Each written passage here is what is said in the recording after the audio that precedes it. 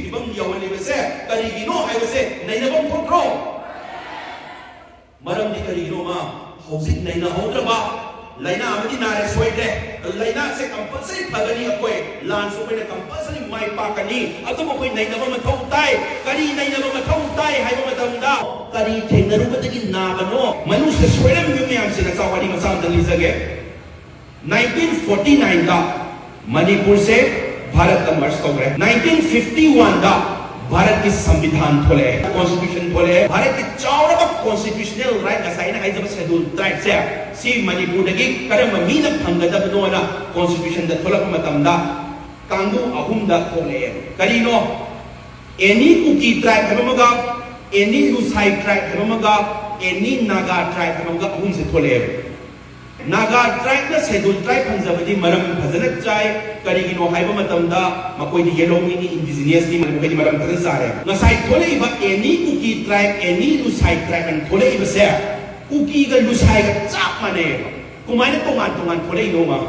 सिदि हौबदगी सोय त्रोमा अनि तोंगान थममिसे कसुनते मतुम तारपदा मपानदगी नि मयाम चंगप यानबने तोंगान थममिसे मा सेंग हारबदा अदुना कुकी गा लुसाई गा चपना पोसे तोंगान थममे सही मई मतुंद 1955 ता ए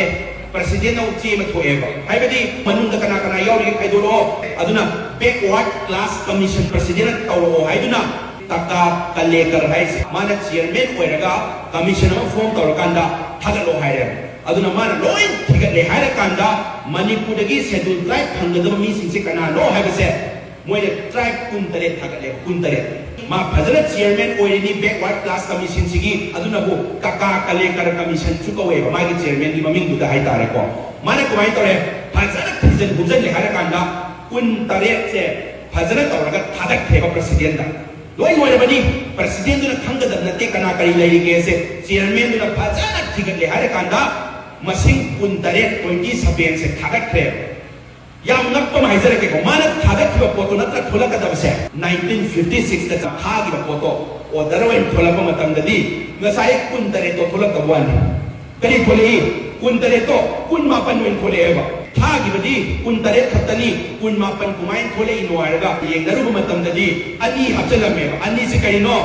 एनी मिजोलुसाई ट्राइब हबमगने जौवा मगा हचलमेबा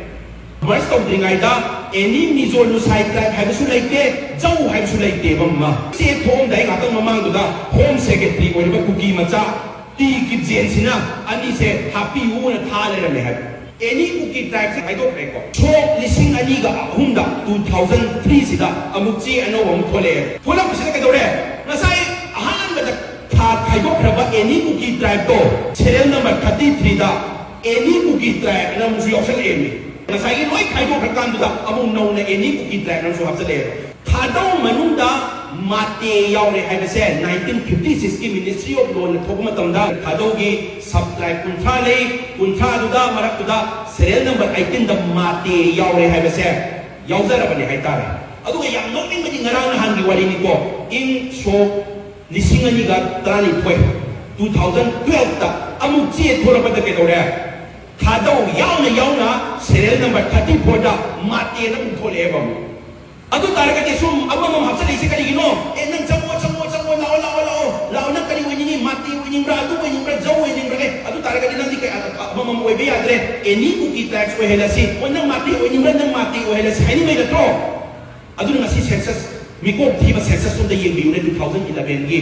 एनी कुकी ट्राइब्स सुले लेरमदबसे हेक्ट लिसिन कुंगी मथक अदगी माते लिसिन कुंगी मथक जाप हेंगल इसे लोइन इलीगल इमिग्रेंट्स में अंदो कौशल लगा नसाई एक तुसु पास तो की ताउरगा सुमकुम फाना चदद्रबनिना तौनिंग कुसी नोमै पाइनिंग कुसी तौनिंग कुसी प्रजार तौनिंग कुसी तौरकांदा मखोई की डोमिनेंट पावर में सेम नबा तौरपनिबा मा हाइजदति कैनो ममाना ममाय गसाना हाइतार